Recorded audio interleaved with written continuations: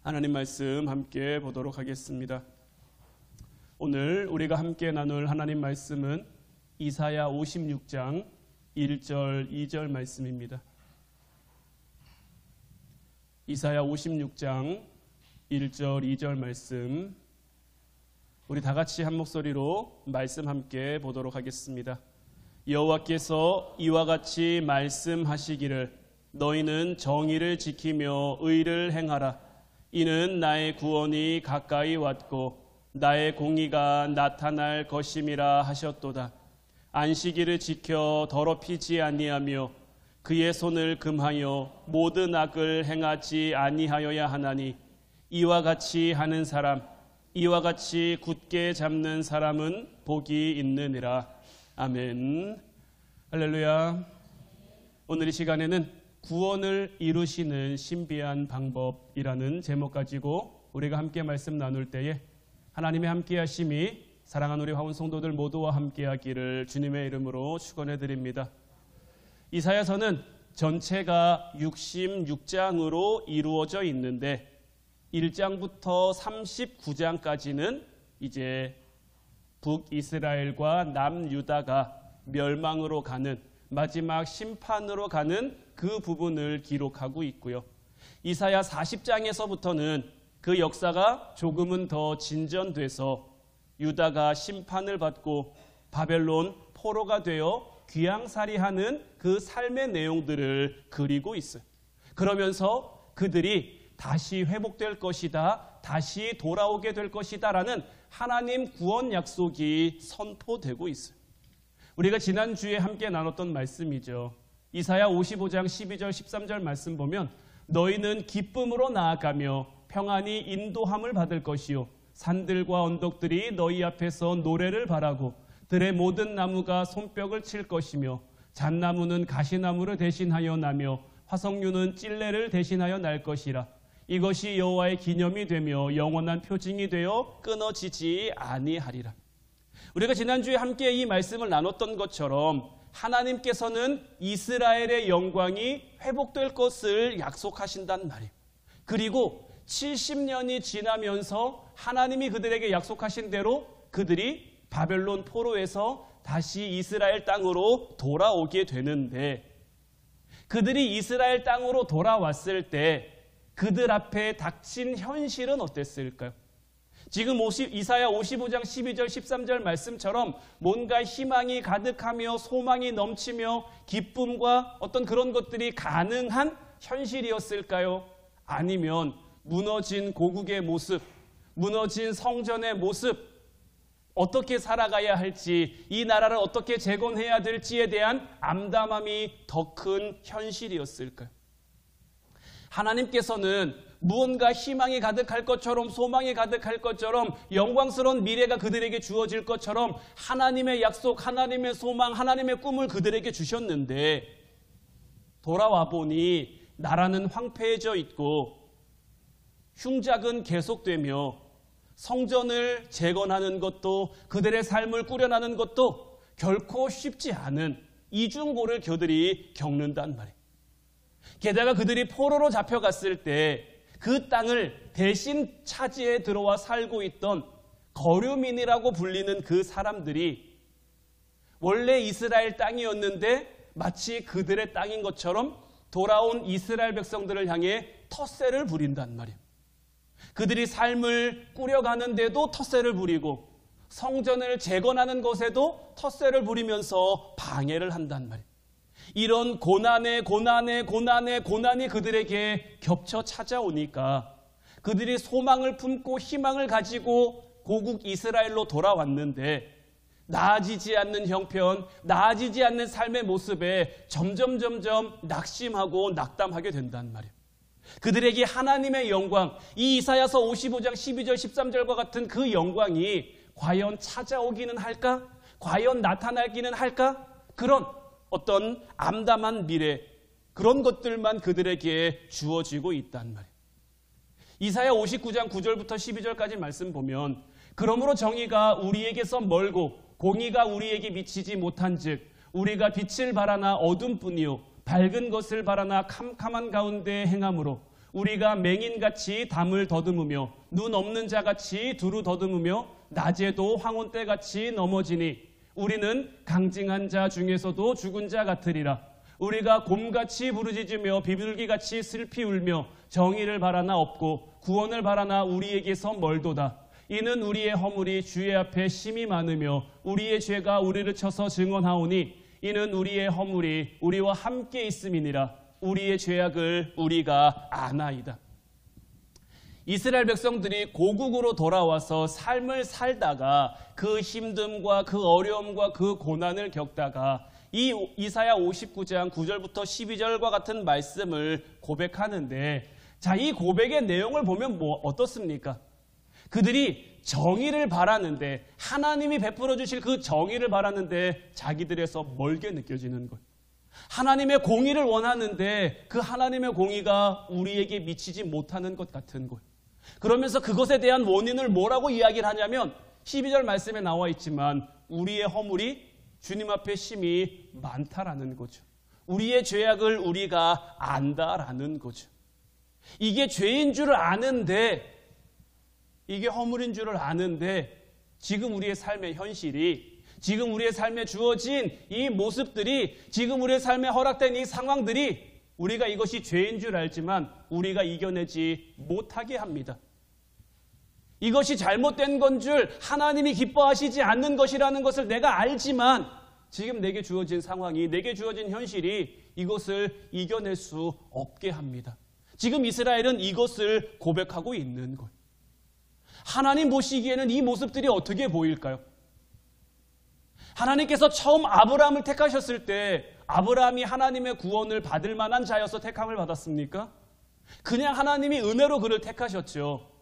그들이 애굽에 430년간 노예로 살고 있었어요. 그들이 그 애굽에서 나올 때 그들이 힘이 있어서, 능력이 있어서 그 땅에서 나올 수 있었습니까? 아니죠. 이 역시도 하나님의 은혜였어요. 그들이 40년간 광야를 살아갑니다. 광야를 살아가는 그들의 모습, 그들의 힘, 그들의 능력으로 그 광야를 이겨냅니까? 아닙니다. 하나님이 함께 하셔서 구름기둥과 불기둥으로 인도하시고 만나와 메추라기를 그들에게 주셔서 그들의 발이 부르트지 않고 그들의 의복이 상하지 않게 하나님이 은혜를 베풀어 주셨단 말이에요. 그렇게 그들이 가나안 땅을 차지하게 됐고 이스라엘이라는 나라를 세우게 됐어요. 하나님이 그들에게 말씀하신 건 하나였어요. 너희가 나를 기억하라, 나를 바라고 나를 구하는 삶을 살아라. 근데 이스라엘이 여기에 실패했단 말이에요. 그래서 바벨론 포로로 잡혀가게 됩니다. 나라가 망하게 됩니다. 그들이 포로로 잡혀가서 70년을 사는데 그들이 돌아올 만해서 돌아옵니까? 그들이 돌아올 수 있는 스스로의 어떤 힘과 능력을 갖춰서 돌아옵니까? 아니란 말이에요. 이 역시도 하나님이 은혜로 그들을 돌아오게 하셨어요. 고국에 돌아왔습니다. 고국에 돌아와 보니 암담한 현실이에요. 하지만 여기서도 그들의 하나님의 은혜를 바란다면, 지금까지 지켜주시고 지금까지 함께해 주신 그 하나님의 함께하심이 그들 가운데 나타나기를 원한다면 그들이 어떻게 해야 될까요? 그들의 삶의 방향을 돌이켜 하나님을 바라봐야 되는데 지금 그들은 뭐하고 있는 겁니까? 그들의 현실만 바라보고 있는 거예요. 그들의 상황만 바라보고 있는 거예요. 하나님은 바라보지 않으면서 주어진 현실을 보며 하나님 내가 보고 싶은데 볼 수가 없습니다. 하나님 내가 하나님께 나아가고 싶은데 갈 수가 없습니다. 하나님 입장에서는 얼마나 답답하실까요? 지금껏 베풀어 주신 은혜가 얼마며 함께해 주신 그 역사하심이 얼마며 이스라엘에게 베풀어 주신 그 기적과 능력과 그 권능이 얼만큼입니까?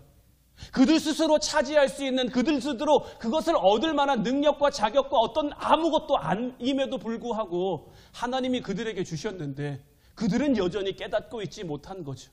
그래서 하나님께서는 말라기 선지자들을 통해 이들에게 무엇을 말씀하시냐면, 내 이름을 멸시하는 제사장들아, 나 만군의 여호와가 너희에게 이르기를 아들은 그 아버지를, 종은 그 주인을 공경하나니 내가 아버지일진데 나를 공경함이 어디 있느냐, 내가 주인일진데 나를 두려워함이 어디 있느냐 하나 너희는 이르기를 우리가 어떻게 주의 이름을 멸시하였나이까 하는도다. 너희가 더러운 떡을 나의 제단에 드리고도 말하기를 우리가 어떻게 주를 더럽게 하였나이까 하는도다. 이는 너희가 여호와의 식탁을 경멸히 여길 것이라 말하기 때문이라.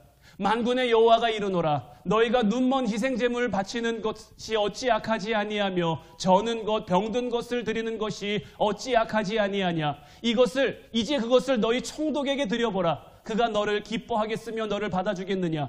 만군의 여호와가 이르노나 너희는 나 하나님께 은혜를 구하면서 우리를 불쌍히 여기소서 하여 보라. 너희가 이같이 행하였으니 내가 너희 중 하나인들 받겠느냐? 만군의 여호와가 이르노라 너희가 내 제단 위에 헛되이 불사르지 못하게 하기 위하여 너희 중에 성전 문을 닫을 자가 있었으면 좋겠도다. 내가 너희를 기뻐하지 아니하며 너희가 손으로 드리는 것을 받지도 아니하리라. 만군의 여호와가 이르노라 해 뜨는 곳에서부터 해 지는 곳까지의 이방 민족 중에서 내 이름이 크게 될 것이라. 각처에서 내 이름을 위하여 분향하며 깨끗한 제물을 드리리니 이는 내 이름이 이방 민족 중에서 크게 될 것임이라. 하나님의 마음이 어떤지 여러분들 느껴지십니까? 하나님이 그들에게 바라시는 것은 다른 게 아닙니다. 9절 말씀에도 나와 있지만 만군의 여호와가 이르노라 너희는 나 하나님께 은혜를 구하면서 우리를 불쌍히 여기소서 하여 보라. 너희가 이같이 행하였으니 내가 너희 중 하나인들 받겠느냐? 그들이 하나님께 은혜를 구하며 그들이 하나님을 바라보며 하나님 앞에 회개함으로 그들의 삶의 방향을 하나님께 돌이키면 하나님은 그들을 구원할, 하나님은 그들에게 은혜를 베풀 모든 준비를 다 했는데 그들은 그렇게 하지 않는 것. 그렇다고 하나님 앞에 제사 드리지 않는 게 아닙니다. 하나님 앞에 예배 드리지 않는 게 아닙니다. 하나님 앞에 예배 드리는데, 하나님 앞에 나아가는데 하나님이 기뻐하지 않는 모습으로 나오는 거예요. 하나님이 원하지 않는 모습으로 나오는 거예요. 그러니까 이 모습을 보면서 하나님이 어떻게 합니까? 세상 권력을 가지고 있는 이 총독에게 너희가 그렇게 하겠느냐? 그 총독에 이같이 너희가 하면 그가 너희를 어떻게 하겠느냐? 너희가 나를 아버지라고 여기면서 나를 주인이라고 여기면서 어떻게 내게 이렇게 할 수 있느냐? 내가 너희들에게 얼마나 많은 은혜를 베풀었는데, 내가 얼마나 너희들에게 많은 기적과 권능을 행했는데, 그러면서 하시는 말씀이 뭡니까? 차라리 이제 누가 나를 위해서 성전 문을 좀 닫아줬으면 좋겠다라는 거예요. 너희들이 예배하는 모습이 나를 기쁘게 하지 못하니, 너희가 내게 제사드리는 모습이 나를 영화롭게 하지 못하니 차라리 너희가 예배드리지 못하게, 너희가 제사하지 못하게 그 문을 닫았으면 좋겠다라는 거죠. 지금 이스라엘 백성들은 굉장한 타락 상태에 있는 겁니다. 그들의 마음은 지금 어떤 거냐면요, 현실이 어렵고 그들의 삶이 힘드니까 제사는 드려서 뭐하나? 예배는 드려서 뭐하나? 그렇다고 예배를 떠나는 건 아닙니다. 제사를 안 드리는 건 아닙니다. 예배를 드리는데, 예배를 드리면서 그들의 마음은 내가 이거 한다고 뭔 의미가 있나? 이거 한다고 내 삶이 뭐 나아지기를 하나? 이제 이런 마음으로 가득 차 있는 거예요. 이제 이런 불평의 마음이 그들에게 가득 차 있으면서 어쩔 수 없이 떠밀려 제사하고 예배드리는 그런 모습. 하나님이 이들의 이런 모습을 보시니 얼마나 마음이 아프시겠습니까? 그들이 말씀드린 것처럼 어떤 약속, 어떤 역사를 통해서 지금 이 자리까지 이르렀습니까? 그들이 어떻게 출애굽을 했으며, 어떻게 만나와 메추라기를 먹었으며, 어떻게 불기둥과 구름기둥의 인도하심을 받았으며, 젖과 꿀이 흐르는 그 가나안 땅을 기업으로 받을 수 있었습니까? 하나님의 크신 이름으로 그들이 가나안 땅을 살면서 아름다운 성전을 짓고 그 땅에서 하나님이 주시는 이른 비와 늦은 비로 풍성함을 누리다가 그들이 하나님을 떠났고, 그들이 하나님의 이름을 멀리했고, 그들이 하나님의 말씀을 기뻐하지 않아 그들이 심판을 받게 됐고 바벨론 포로가 됐단 말이에요. 그런데 어떻습니까? 하나님은 그럼에도 불구하고 그들을 포기하지 않으시죠. 너희가 잘못했지만 나는 너희와의 약속을 포기하지 않을 거다. 그래서 그들은 포로에서 돌아와 지금 이 자리에까지 이르게 된 거란 말이에요. 그런데 지금 그들은 뭐 하고 있는 겁니까? 하나님 이럴 거면 우리를 왜 구원하셨습니까?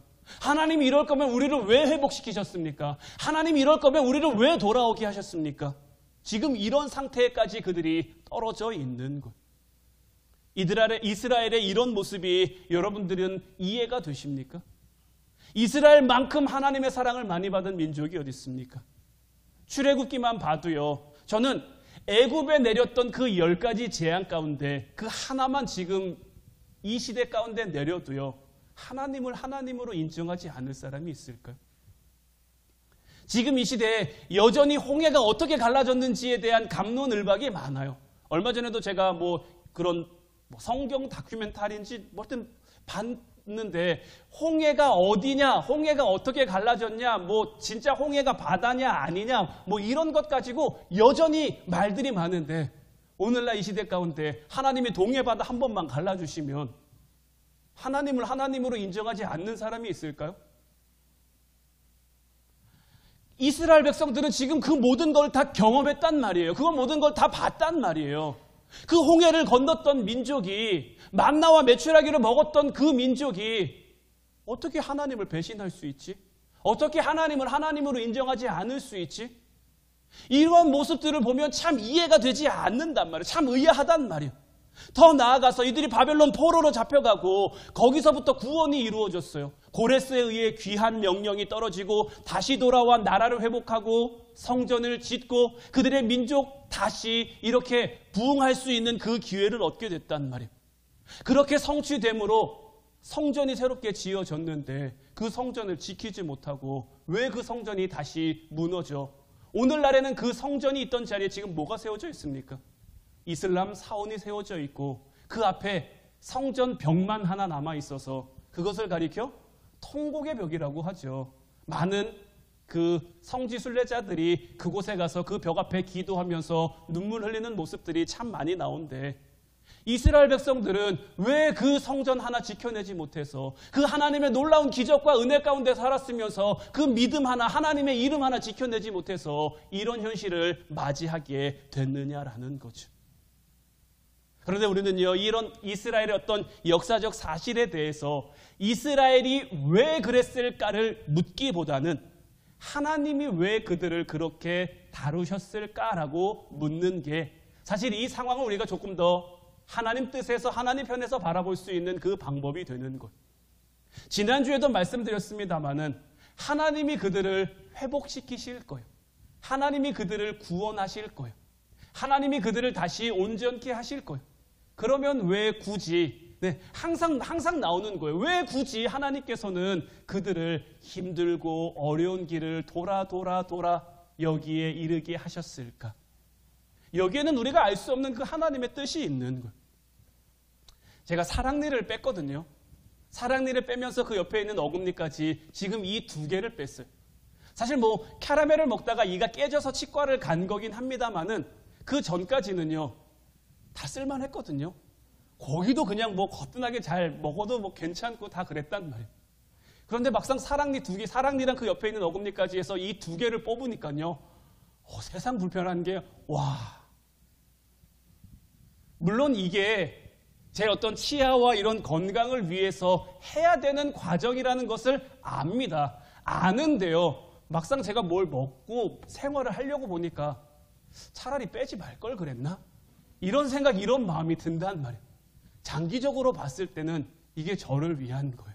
그런데 하루하루 살면서 이게 너무 불편하고 이게 너무 아프기도 하고 하니까 차라리 안 빼고 그냥 썼어도 괜찮지 않을까라는 그런 짧은 생각. 그런데 언제나 우리는요, 우리 인간 편에서는요, 이런 생각이 가득해 있는 거예요. 하나님이 우리를 다스리시는 그 방법이요, 궁극적으로 봤을 때는 언제나 옳고 언제나 맞고 언제나 의롭고 언제나 공의로우시고 알아요. 아는데요 막상 하루하루의 삶을 살다 보면요 차라리 하나님 말씀 조금 떠나 있을 걸 그랬나? 하나님 말씀에 살짝 눈 감을 걸 그랬나? 지금 이스라엘 백성들도 마찬가지인 거예요. 하나님이 그들의 하나님이신 거 알겠어요. 그들을 지키시고 그들을 인도하시고 그들을 구원해 가시는 하나님 알겠어요. 그런데 지금 그들에게 주어진 현실이, 지금 그들에게 주어진 상황이 당장 힘들고 당장 어려우니까 하나님 이럴 거면 그냥 차라리 아픈 채로 두시지, 그냥 차라리 그냥 문제 있는 채로 두시지, 우리를 왜 구원하시려고, 우리를 왜 회복시키시려고 이 아픔과 이 어려움과 이 힘듦과 이 고난의 과정을 지나가게 하십니까? 우리는요 하나님 편에서 이 문제, 이런 부분들을 바라보지 못하면요 우리는 우리의 인생과 하나님의 어떤 그 뜻을 분리시킬 수밖에 없는 거예요. 우리의 인생 따로, 하나님의 역사하심 따로가 될 수밖에 없는 거예요. 주일에 와서는 하나님 만나요. 은혜도 받는 것 같아요. 하나님 말씀에 기쁨도 있는 것 같아요. 근데 막상 내 삶에 돌아가서는 하나님의 말씀과 내 삶에 무슨 상관이지? 하나님이 내 삶 가운데 무슨 상관이 있지? 하나님 없어도 내 삶 아무렇지도 않은데, 하나님 없어도 내 삶 이상하지 않은데, 하나님 없어도 내 삶 전혀 불편하지 않은데, 우리의 삶이 이렇게 될 수밖에 없는 거예요. 그렇다고 하나님을 완전히 놓습니까? 그건 아니죠. 기억하고 의식하고 생각하려고 하지만 그것과 상관없는 우리의 시간들, 우리의 상황들, 우리의 형편들이 훨씬 더 많단 말이에요. 로마서 11장 30절부터 32절까지 말씀을 보면요, 너희가 전에는 하나님께 순종하지 아니하더니 이스라엘이 순종하지 아니함으로 이제 긍휼을 입었는지라. 이와 같이 이 사람들이 순종하지 아니하니 이는 너희에게 베푸시는 긍휼로 이제 그들도 긍휼을 얻게 하려 하심이라. 하나님이 모든 사람을 순종하지 아니하는 가운데 가두어 두심은 모든 사람에게 긍휼을 베풀려 하심이로다. 사도 바울은 이방인을 위한 사도죠. 이방인들을 위한 사도가 됐단 말이에요. 그런데 이 사도 바울이요, 왜 이방으로 나간지 아십니까, 여러분들? 물론 하나님이 이 사도 바울을 처음 세우실 때 이는 이방인들을 위해 세운 나의 사도다라고 말씀하셨지만, 사도 바울은요, 어떻게 해서든지 유대인들을 전도하고 싶었어요. 자기와 같은 상황, 자기와 같은 처지에 있던, 내가 하나님을 제일 잘 믿어, 내가 하나님을 제일 사랑해라고 스스로 착각하며 교만한 그들을 향해 하나님의 말씀을 전하고 싶었단 말이에요. 그런데 이 유대인들이 사도 바울의 말을 들어줄까요? 안 들어줄까요? 자기도 예전에 몰랐던 것처럼 이들도 모르는 거죠. 이들도 인정하지 않는 거죠. 지금 자기들이 하나님 제일 사랑하고 하나님 앞에 제일 의로운데 자기들을 향해 죄인이라고 하니 그 말이 얼마나 기분 나쁘게 들리겠습니까? 그러니까 이 유대인들이 사도 바울의 말을 듣지 않고 오히려 그를 핍박하며 오히려 그를 반대하며 그를 쫓아낸 거예요. 그래서 사도 바울은 이방으로 나가게 된 거예요. 그래서 사도 바울은 그래, 니들이 안 들으면 됐어. 내가 치사하고 더러워서 너희들에게 안전해. 그럼 나 이방으로 갈 거야. 그래, 처음에 아시아 지역으로 가려고 했는데 하나님이 그걸 막으시고 마게도냐로 보내시죠. 사도 바울은 그렇게 이방을 향해 전도 여행을 시작하게 됐단 말이에요. 자, 그리고 하나님의 구원이요, 물론 하나님의 구원이 먼저는 유대인들을 위해서였죠. 그래서 그들이 하나님의 선민이라고 불리잖아요. 그런데 하나님께서 그들을 향해 선민이라고 부르시며 택하신 이유는 어디 있습니까? 하나님이 그들만 택하시고 그들만 구원하시고가 아니라 그들이 먼저 하나님을 알고 믿는 백성이 되어 그들로 하여금 전 세계로 물이 바다를 덮는 것처럼 하나님을 아는 지식이 온 세상에 충만하게 하기 위해서 하나님은 이스라엘 민족을 먼저 택했단 말이에요. 그런데 유대인들이 실패했죠. 그들은 하나님을 하나님으로 인정하지 못했어요. 그들이 실패했단 말이에요. 그럼 자, 여러분들 생각해 보세요. 하나님이 이스라엘 통해서 세계를 구원하려고 했어요. 그런데 이스라엘이 실패했단 말이에요. 그럼 하나님의 이 뜻은 실패해야 될까요? 안 실패해야 될까요? 사람의 어떤 기준으로 봤을 때요, 내가 뭔가를 하려고 했어요. 내가 뭔가를 하려고 했는데 그 계획이 1번부터 실패한 거예요. 1번이 실패했는데 2번, 3번으로 갈 수 있겠습니까?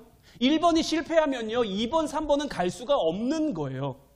그러니까 이스라엘이 실패했으면요, 그들의 하나님의 선민이 실패했으면요, 세계를 향한 구원도 실패해야 돼요. 그런데 참 놀라운 것은 뭐냐면요, 그들은 거부하고 그들은 실패했지만 하나님께서는 이 모든 것, 지금 로마서 11장 30절부터 32절 말씀이 바로 사도 바울이 그 얘기를 하고 있는 거예요. 자, 너희가 전에는 하나님께 순종하지 아니하더니, 그러니까 하나님께 순종하지 않았다라는 것은 이들이 이방 민족이기 때문에 하나님을 몰랐던 거예요. 그런데 이스라엘이 순종하지 않음으로 인해서 긍휼을 얻게 된 거예요. 그들이 실패함으로 그 하나님의 긍휼이 이들에게 향하게 된 거예요. 이렇게 하신 이유가 뭡니까? 이제 이 사람들이 순종하지 않음으로 너희가 베푸신 그 긍휼을 얻게 됐고, 이제 이 긍휼이 다시 거꾸로 들어가는 거예요. 원래는 이스라엘을 통해 이방으로 나가야 되는데 이제 반대로 이들이 실패했기 때문에 이방을 통해 다시 이스라엘로 들어가는 거예요. 하나님이 이스라엘 모든 사람을 순종하지 않는 가운데 두시는 것은 뭐냐면, 모든 사람을 향한 긍휼, 하나님의 뜻하심, 하나님의 계획하심을 온전히 이루어 가시기 위함인 거예요. 이것을 사람이 어떻게 다 이해할 수 있으며 사람이 어떻게 다 깨달을 수 있겠습니까? 이 문제는 우리가 순종하느냐 안 하느냐의 문제가 아니다라는 거예요. 하나님의 뜻이 우리에게 주어졌어요. 내가 하나님 뜻에 순종했어요. 그럼 하나님의 뜻이 이루어지고, 내가 하나님 뜻이 내게 주어졌는데 불순종했어요. 그럼 하나님의 뜻이 안 이루어지고, 이런 문제가 아니라는 거예요. 내가 순종하든 순종하지 않든 하나님의 뜻은 이루어져요. 하나님의 뜻은 이루어지지만 내가 그 순종을 통해 하나님의 영광에 참여하느냐, 아니면 불순종을 통해 먼 길을 빙 돌아야 되느냐, 이 차이가 있는 거지. 그래서 우리의 삶에 주어진 하나님의 뜻, 하나님의 계획하심은 우리의 순종이 만들어낸 결과가 아니에요. 우리는 이걸 착각하면 안 되는 거예요. 내가 복 받았어요. 내가 잘해서 복 받았지? 아니에요. 내가 순종해서 복 받았지? 아니에요. 하나님이 내게 그 복을 이미 예비해 놓으신 거예요. 다만 우리는 순종함으로 그 길을 걸어간 거죠. 불순종하니 내가 축복 못 받는다, 불순종하니 내가 은혜 못 받는다, 이런 차원의 문제가 아니다라는 거예요. 빌립보서 2장 5절부터 11절까지 말씀 보면요, 너희 안에 이 마음을 품으라. 곧 그리스도 예수의 마음이니 그는 근본 하나님의 본체시나 하나님과 동등됨을 취할 것으로 여기지 아니하시고 오히려 자기를 비워 종의 형체를 가지사 사람들과 같이 되셨고 사람의 모양으로 나타나사 자기를 낮추시고 죽기까지 복종하셨으니 곧 십자가에 죽으심이라. 이러므로 하나님이 그를 지극히 높여 모든 이름 위에 뛰어난 이름을 주사 하늘에 있는 자들과 땅에 있는 자들과 땅 아래에 있는 자들로 모든 무릎을 예수의 이름에 꿇게 하시고 모든 입으로 예수 그리스도를 주라 시인하여 하나님 아버지께 영광을 돌리게 하셨느니라. 자, 예수님을 향한 하나님의 뜻하심은 어디까지죠?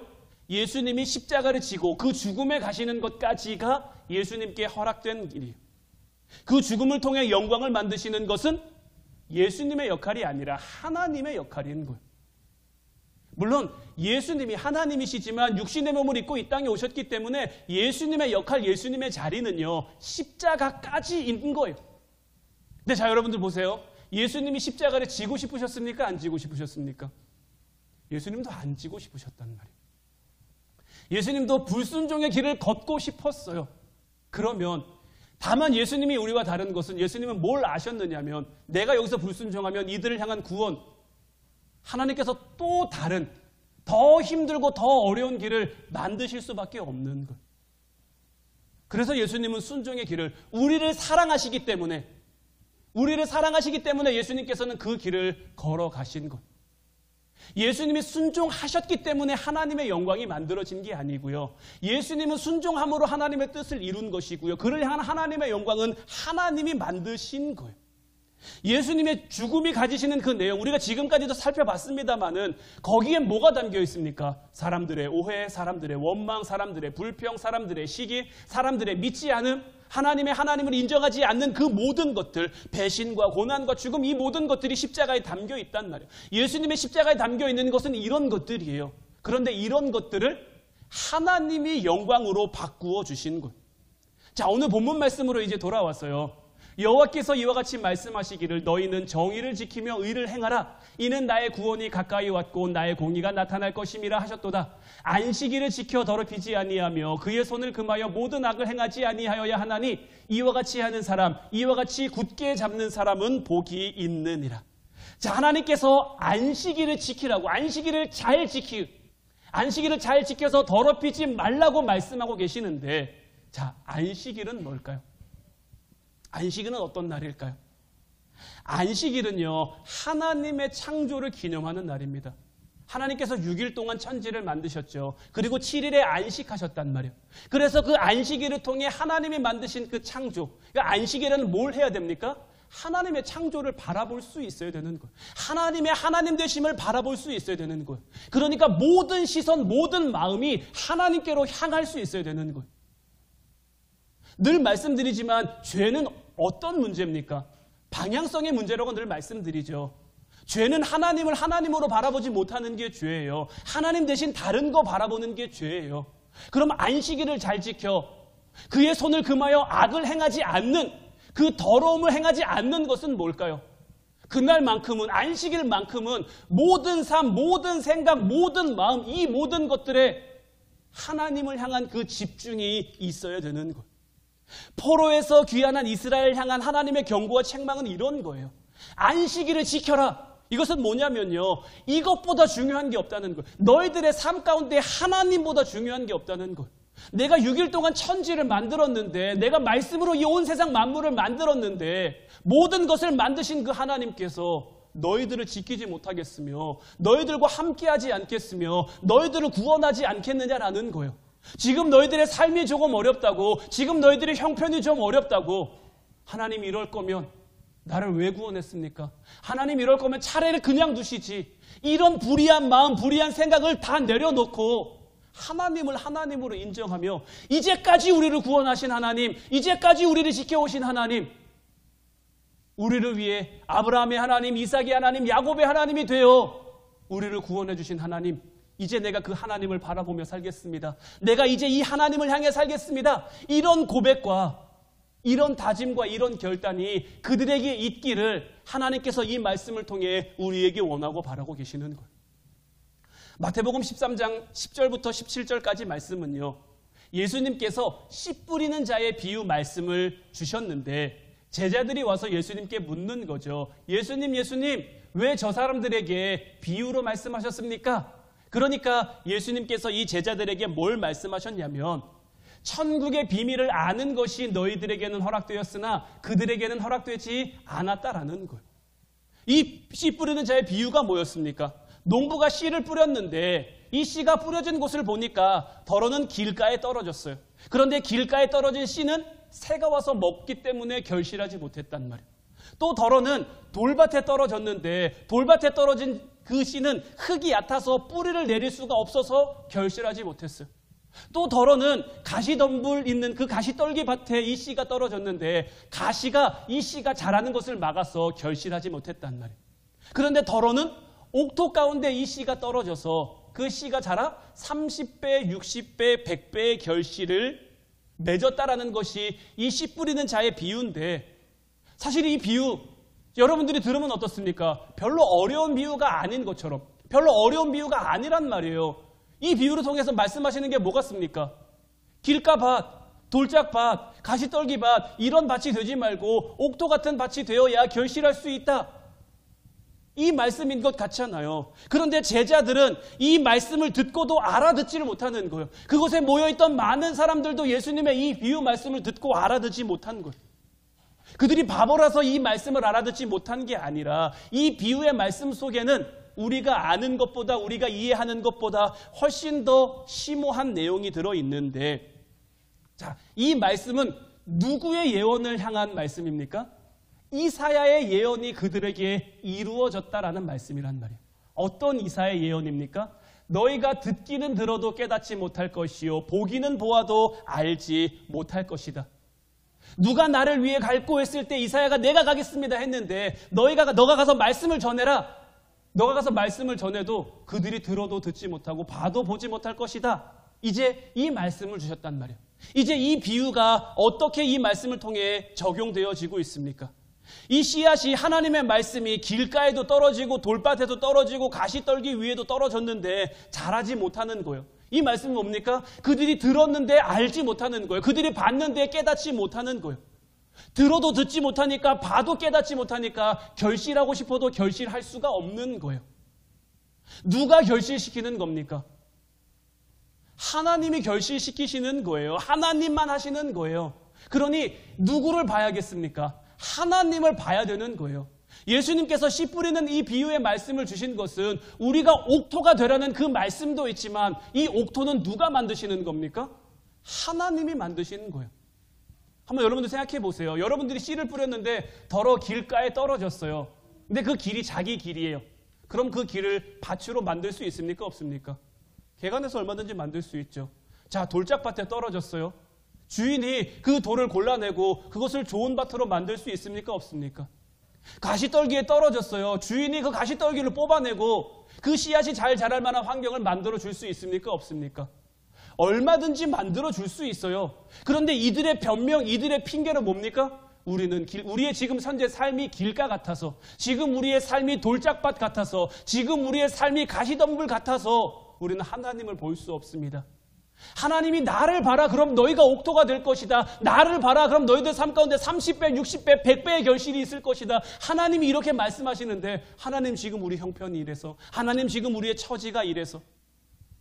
다시 한번 말씀드리지만 누가 결실시키는 겁니까? 우리의 삶은요, 하나님이 결실시키는 것. 우리의 삶은 누가 완성해 가십니까? 내가 완성해 가는 게 아닙니다. 오늘 하루를 살게 하신 그 하나님이 우리의 삶을 완성시키는 거예요. 지금은 힘들 수도 있어요. 지금은 어려울 수도 있어요. 제 사랑니처럼 지금은 불편하고 지금은 어려울 수도 있어요. 치료가 다 끝나면요, 오히려 이것이 훨씬 더 건강하고 훨씬 더 좋은 거겠죠. 하나님의 뜻이 이루어지면요, 지금 당장은 이해되지 않고 지금 당장은 깨달아지지 않아도 하나님의 뜻이 우리를 통해 이루어지면, 그럼 우리는 이제 뭐 해야겠습니까? 하나님을 바라봐야죠. 우리 스스로 어떻게 옥토가 될 수 있습니까? 우리의 결심이나 우리의 능력으로 우리가 어떻게 옥토가 될 수 있냐라는 것. 우리가 옥토가 될 수 있는 그 조건은 하나님께 달려있는 것. 지금 내 삶이 길가밭 같으면 어떻습니까? 지금 내 상황이 돌짝밭 같으면 어떻습니까? 지금 내 상황이, 지금 내 형편이 가시덤불 같으면 어떻습니까?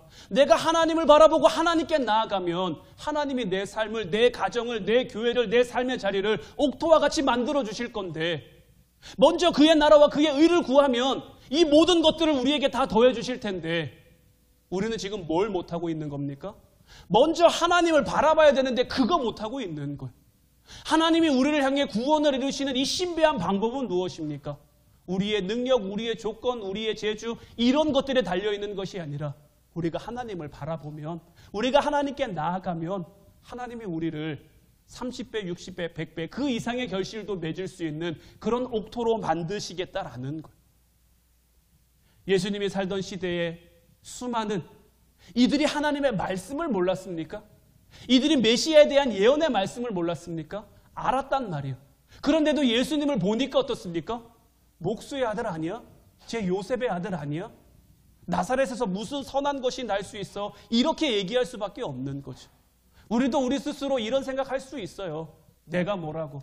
지금 우리의 삶이 이런데, 우리 형편이 이런데.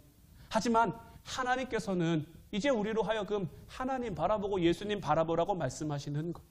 그리고 예수님께서는 지금 이 비유의 말씀을 통해서 17절 말씀 보면, 내가 진실로 너희에게 이르노니 많은 선지자와 의인이 너희가 보는 것들을 보고자 하여도 보지 못하였고 너희가 듣는 것들을 듣고자 하여도 듣지 못하였느니라. 그런데 지금 이제 누구는 보고 있습니까? 제자들은 보고 있는 것. 또 누구는 보고 있습니까? 오늘 이 시대를 살아가는 저와 여러분들은 보고 있는 것.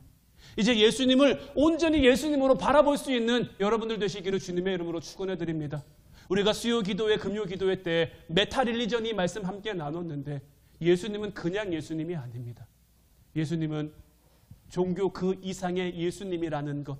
우리가 예수님 그 이름에 담긴 힘과 능력과 권세로 이 땅을 살아가며 음부의 권세가 우리를 절대 해하지 못하며 우리는 그 음부의 권세를 이겨 이 땅 가운데 하나님의 뜻을 세우는, 하나님 나라를 세워가는 그 놀라운 하나님의 일꾼이 된다라는 거예요. 그러니 이제 원망하거나 불평하거나 포기함으로 하나님께서 우리에게 맡겨주신 그 길을 걷는 것을 내려놓는 것이 아니라, 포기하고 그 길 하나님 나 못 걷겠습니다, 안 걷겠습니다 하는 것이 아니라, 이제 나로 하여금 나에게 걷게 하신 이 길을 통해서 하나님이 이루실 그 놀라움과 그 위대함과 그 영광스러움을 기대하고 소망하며 우리에게 맡겨진 그 길을 통해 하나님을 증거할 수 있는 저와 여러분들 되시기를 주님의 이름으로 축원해 드립니다. 기도하겠습니다.